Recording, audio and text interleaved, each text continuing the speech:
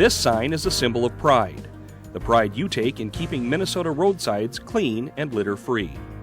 Every year, thousands of volunteers like you make Minnesota's Adopt a Highway program a successful example of public-private cooperation. To thank you for your hard work, the Minnesota Department of Transportation is proud to erect this sign. It tells others that your organization has made a long-term commitment to keeping Minnesota beautiful. Hi, I'm Jan Eckern, the Statewide Adopt a Highway Coordinator, and I want to personally thank you for keeping Minnesota roadsides clean. The work you do is very important, but it can also be dangerous.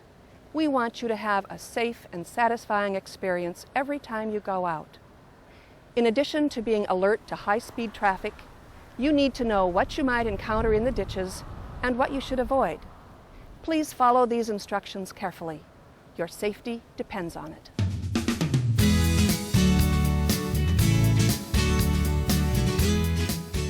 This is a work day, so wear your work clothes. Choose blue jeans or other sturdy work pants, and long sleeves will protect you from scratches and sunburn. Your hands and feet are especially vulnerable to injury. Wear heavy gloves, preferably leather, for picking up dirty or broken items. And wear your work boots, hiking boots, or heavy leather shoes. They can help prevent turned ankles or punctures. And don't forget a bright hat or a visor. It'll protect you from the sun, plus it will make you more visible to passing motorists. It's a good idea to bring along your sunglasses, sunscreen, and some insect repellent. And don't forget a plentiful supply of drinking water. It's very important to stay hydrated while you work. And finally, wear your safety vest. MnDOT requires it. In fact, you should put it on before you arrive at your site. The purpose of the vest is so that motorists can see you. It's important that you be able to see motorists, but it's critical that motorists see you. Your group leader should bring along a first aid kit and a cell phone. Everyone in your group should know the location of the nearest hospital and how to get there in an emergency. And make sure everyone's tetanus shots are up to date. Of course, you'll need to bring along a supply of trash bags. Your leader will get them ahead of time from your MnDOT contact. Schedule your pickups when the weather is good. If it looks like rain or fog, choose another date. Motorists have much less control when the roads are wet, and even a light fog impedes their sight distance. Don't let your presence on the roadside increase the chances of a crash. Remember when you're out and about on the roadways that traffic really is your primary concern. Always wear your traffic safety vest when you're out on the road. Scan the highway constantly for vehicles that are approaching you from ahead and particularly from behind. You shouldn't walk for long periods of time with your head down or distracted. You should be constantly aware the vehicles are approaching you. And please, try to stay as far away from traffic as you possibly can. It's best to carpool to the site. This reduces the number of vehicles parked on the roadside. The best solution is to appoint a designated driver who can drop you off and pick you up again when you're done. Otherwise, find a place to park that's safe and visible well off the traveled way. If possible, choose a parking lot or a seldom used approach. If you must park on the shoulder, park to the far right of the white line so your vehicle does not encroach onto the driving lane. Always park on the same side of the road where crews are working and turn on your warning lights. Never park on an interstate highway. If you've adopted an interstate segment, contact MnDOT for specific parking instructions. Remember that in most cases we'd always like to have personnel carpool to these sites. It just makes it easier to park the vehicle far away from the roadway as possible. If you have to bring a vehicle, try and have a driver drop you off and take the vehicle someplace once again away from the roadway that you're working on. If you have to take a vehicle out near the area, try to park in a parking lot, an area where cars are normally positioned. If not that, then perhaps onto the entrance to a farmer's field. And lastly, if you have to park on the roadway, park on the shoulder, but move as far away off of the shoulder as you possibly can.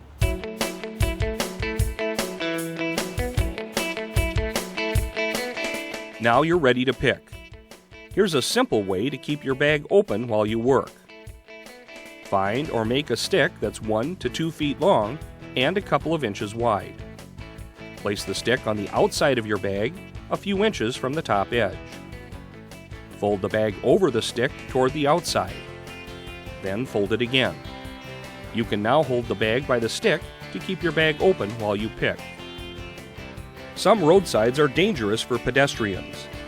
Never try to retrieve litter that is lodged in bridges, near retaining walls, at the bottom of steep embankments, in open water, or in places where you'd have to cross the highway to retrieve it.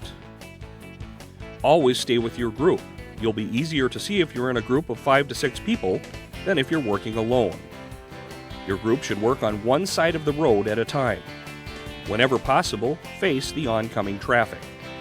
Always stay alert for traffic and never dart into the traffic lane.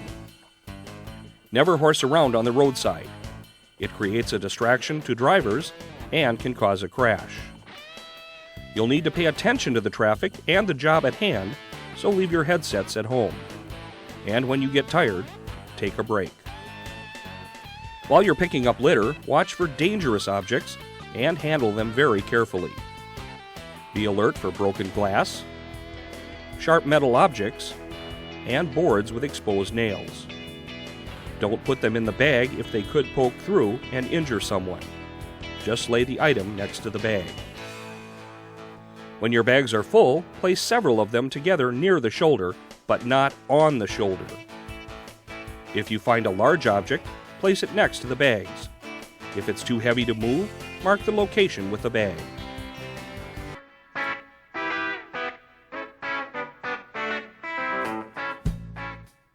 Abandoned barrels or containers with unknown contents can be very dangerous. Do not touch them. Labels do not necessarily correspond to the contents.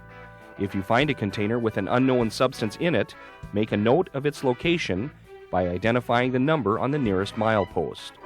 Then call your MnDOT contact with the location and description of the item. Mark the location with a filled trash bag. If you see abandoned containers or other questionable material, always approach them from uphill and upwind. Never touch medical waste, such as bandages or needles. And of course, never touch objects with radioactive labels or homemade explosive devices. If you find weapons of any kind, leave them alone and call 911. Other items you should avoid are gas cans, used oil, antifreeze, car batteries, fluorescent bulbs, and hypodermic needles. Again, mark the location with a bag, note the nearest milepost number, and call MnDOT. You may run across dead animals in the ditch. Never pick them up. If the animal is small, just leave it for scavengers. If the animal is large, call your MnDOT contact with the location, and state crews will take care of it. If you come upon a pile of wood chips or compost, you can assume it is covering a dead deer. Just leave it alone, and nature will take care of it. Methamphetamine waste is extremely dangerous.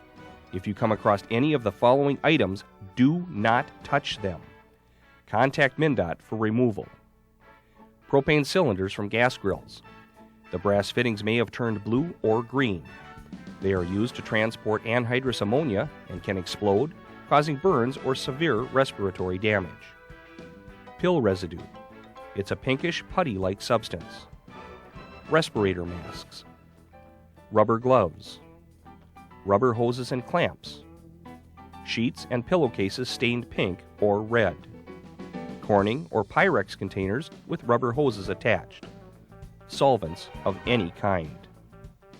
Again, if you find any items that could be meth waste, report them immediately to MnDOT. Never touch them.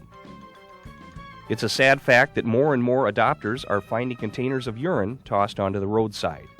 Urine is a hazardous substance and should not be taken to a landfill. Therefore, you should not bag containers of urine or any other biological waste. Leave the containers where you find them and notify a MnDOT representative. Place a filled bag next to the container to mark the location. Your group also can help reduce stormwater pollution by watching for illicit discharge of materials in the ditch. These illegal materials can include wastewater from industrial activities, sanitary sewer wastes, or liquid materials such as paint or oil that a homeowner or someone has dumped in a stormwater system. If you notice either standing or flowing water with unusual odors, colors, or sheens on the water surface as you walk in the ditches, please note the location of discharge, a description of the material, such as odor or color, and the time and date you witnessed it. This information is needed for further investigation. Do not touch the material, take any sample of the material, or try to track it to an upstream location. This will keep you safe and ensure any evidence collected is handled properly. All Adopt a Highway volunteers must remember that your number one priority is your own personal safety. Always wear your safety vest and pay attention to your surroundings when working alongside the road. If you come across hazardous waste, anything suspicious, or something you're not sure of, do not pick it up. Note its location and notify your MnDOT contact.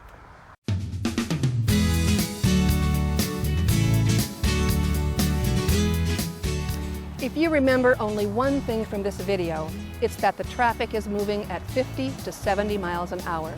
That's your primary concern. But if you follow the instructions and precautions given here, your Adopt a Highway experience will be rewarding and safe.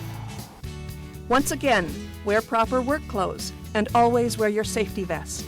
Always work in groups and watch for dangerous objects and situations. Avoid hazardous materials and call MnDOT to report anything questionable. MnDOT is very proud of you and all of our Adopt a Highway volunteers. Thank you, and remember to think safety first.